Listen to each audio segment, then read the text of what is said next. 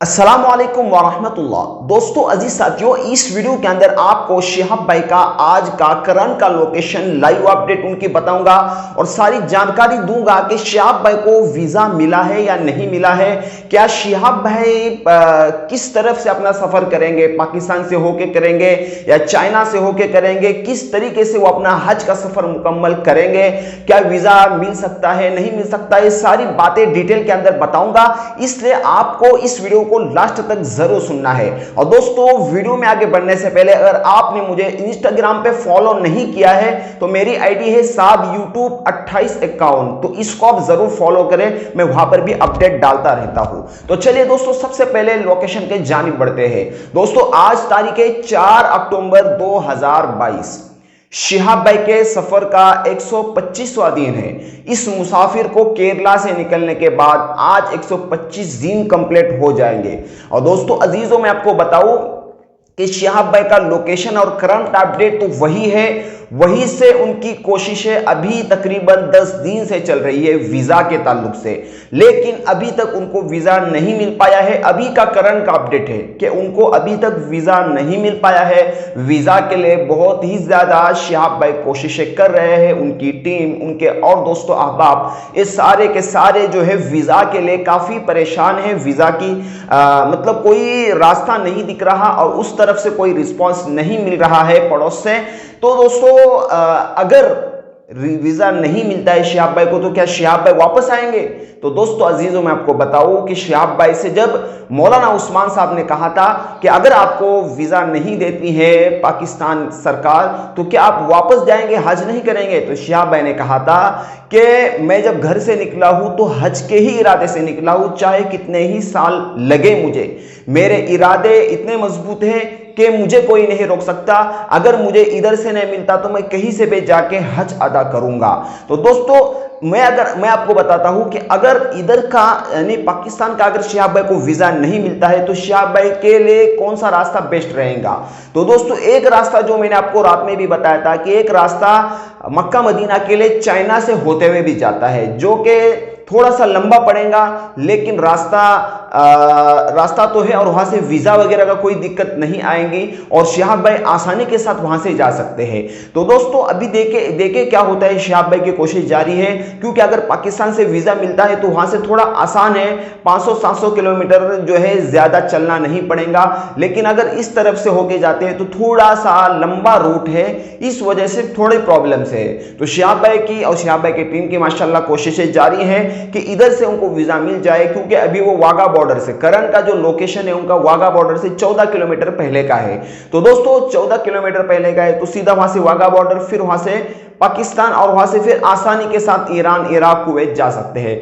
लेकिन अगर मिलता ही नहीं है वीजा तो शिहाब भाई को आखिरकार इस रास्ते को इख्तियार करना पड़ेगा जो चाइना से होके जाता है। मैं आपको बताता हूं वो रास्ता किस तरीके से है। दोस्तों अगर आप में से कोई पैदल हज के लिए जाना चाहता है तो वो इस रूट से जा सकता है। बहुत बेहतरीन रूट है, बहुत ही बेहतरीन रूट है।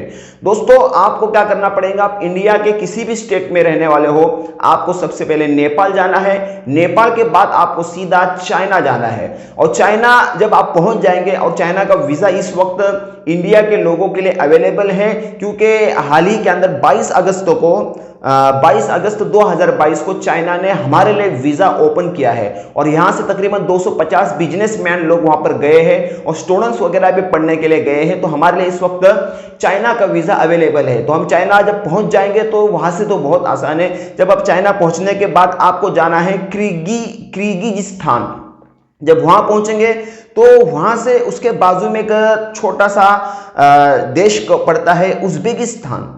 दोस्तों ये उज्बेकिस्तान जो है, अगर आप पैदल जा रहे हो, आप अगर पैदल जा रहे हो तो उज्बेकिस्तान के अतराफ के अंदर छोटे छोटे जो गांव पड़ते हैं, तो छोटे छोटे शहर पड़ते हैं, गांव कह रहा हूं मैं, शहर पड़ते हैं। वो शहर तारीखी शहर है, जैसा कि उज्बेकिस्तान के साइड में आता है आपका ताशकंद, बुखारा, समरकंद और भी छोटे छोटे आते हैं।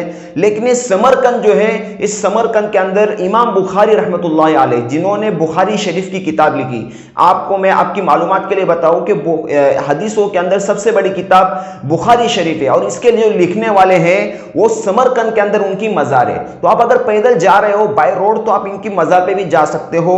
फिर इसी तरीके से बुखारा, ताशकंद, ये भी तारीखी शहर है, यहां पर भी बड़े बड़े मुहद्दिसीन, बड़े बड़े अल्लाह वाले पैदा हुए हैं, उनकी मज़ारें हैं। तो आप जब जाओगे इस तरीके से तो उज़्बेकिस्तान पहुंचने के बाद ये सारे यहां पर इन सारे शहरों के अंदर जाके आप वहां पर ज़ियारत कर सकते हैं। तो उज़्बेकिस्तान से फिर आपको आना है अफगानिस्तान। दोस्तों अफगानिस्तान और हमारे जो मुल्क भारत है उनका रिलेशन बहुत अच्छा है, क्योंकि हाल ही के अंदर हमारे मुल्क ने यानी हमारे भारत देश ने उनकी मदद की है, वहां के लोगों की मदद की है, अनाज वगैरह उनको पहुंचाया है और वहां का भी वीज़ा आपको आसानी से मिल जाएगा। जब आप अफगानिस्तान पहुंचोगे तो उसके बाद फिर आपको जाना है ईरान। दोस्तों ईरान जो है, ईरान वही जगह है जहां से ख्वाजा मोइनुद्दीन चिश्ती रहमतुल्लाह अलैह थे, ख्वाजा मोइनुद्दीन चिश्ती रहमतुल्लाह अलैह की जहां पर विलादत हुई है वो ईरान है। तो दोस्तों ईरान के अंदर भी काफ़ी जगह है जहां पर तुम बड़े बड़े अल्लाह वालों की मज़ारें हैं, बड़े बड़े अल्लाह वालों की वहां पे पैदाइशें हुई हैं। तो ईरान के अंदर भी आप वहाँ की भी ज़ियारत करते हुए आगे जा सकते हो। फिर ईरान, फिर आगे आता है इराक। इराक के ही बॉर्डर के अंदर आपको बसरा पड़ता है, तो बसरा से भी एक रास्ता जाता है मक्का जाने के लिए। लेकिन अगर वहाँ से आपको नहीं जाना है तो बसरा से वहाँ से इराक से आगे फिर आता है कुवैत और कुवैत से फिर आता है सऊदी। तो बहुत इजी रास्ता है लेकिन थोड़ा सा लंबा रास्ता पड़ जाएगा। लेकिन अगर शिहाब भाई को नहीं मिलता है वीज़ा तो हो सकता है, मुझे तो ऐसा लगता है कि शिहाब भाई इसी रास्ते को इख्तियार करते हुए जाएंगे और इंशाअल्लाह 2023 का हज शिहाब भाई अदा करेंगे। दोस्तों अजीजों मैं आपको बताऊं कि अगर किसी अल्लाह के नेक बंदे के लिए कोई रास्ता रोकता है तो अल्लाह उसके लिए हजारों रास्ते खोल देता है। अगर एक बंदा उनसे नफरत करता है तो हजारों लोगों के दिलों में उनकी मोहब्बत भी पैदा होती है। दोस्तों ये अल्लाह का उसूल है, पहले से ऐसे हुआ है। जो भी अल्लाह के नेक बंदे रहे उनके रास्तों में रुकावटें आई हैं, लेकिन वहां पर क्या करना होता है, सब्र करना होता है। अब हम सब सब्र करके शिहाब भाई के लिए दुआ करें कि अल्लाह ताला उनके लिए जल्द वो रास्ता खोले जो उनके लिए आसान हो, जो जल्दी से जल्दी पहुंच जाए और अपने मकसद के अंदर कामयाब हो जाए और वो अपना हज मुकम्मल अदा करके वापस आफियत के साथ अपने घर पहुंच जाए। तो दोस्तों ये अपडेट मैंने आपको बताने की कोशिश की थी।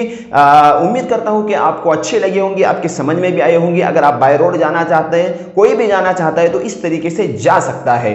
तो दोस्तों शिहाब भाई के लिए फिलहाल दुआ करें कि जल्द अज जल्द उनका मसला हल हो जाए। जैसे ही कोई अपडेट आएगा इंशाल्लाह आपको बताने की जरूर कोशिश करेंगे। तब तक अपना और अपनों का ख्याल रखें, दुआओं में याद रखें और अगर बोलने में कोई मिस्टेक हुई हो मुझसे तो माफी चाहता हूं। अस्सलाम वालेकुम व रहमतुल्लाहि व बरकातहू। क्यों होता है जोड़ों में दर्द, क्यों रहती है जोड़ों में जकड़न, क्यों हो जाती है जोड़ों में सूजन, क्यों बन जाती है जोड़ों में गांठ, क्यों थम सी जाती है जिंदगी। जोड़ों की पुरानी से पुरानी लाइलाज तकलीफ जैसे घुटनों का दर्द, पीठ और कमर का दर्द, कंधे, गर्दन और पैरों में दर्द के लिए संधि प्लस प्लस एक संजीवनी बूटी की तरह है, या यूं कहे कि एक स्थायी इलाज साबित हो चुका है। लाखों लोग इसे अपना चुके हैं और दर्द पर विजय प्राप्त कर चुके हैं। जब हम नियमित रूप से संधि प्लस प्लस से मालिश करते हैं तो त्वचा इसे तुरंत ऑब्जर्व करके जोड़ों के सूक्ष्मतम अवस्था में पहुंचा देती है, जिससे जोड़ों में ब्लड का सर्कुलेशन बढ़ जाता है और जोड़ों के मांसपेशियों में मजबूती आती है। आंतरिक सूजन समाप्त हो जाती है, जिससे दर्द में आराम तो मिलता ही है, साथ ही साथ जोड़ों में नई शक्ति भी आती है। हमारे ये प्रोडक्ट ना कि किसी बाजार में मिलता है और ना ही मेडिकल शॉप पे, इसलिए इसे पाने के लिए अभी स्क्रीन के नंबरों पे कॉल करें और ऑर्डर करें।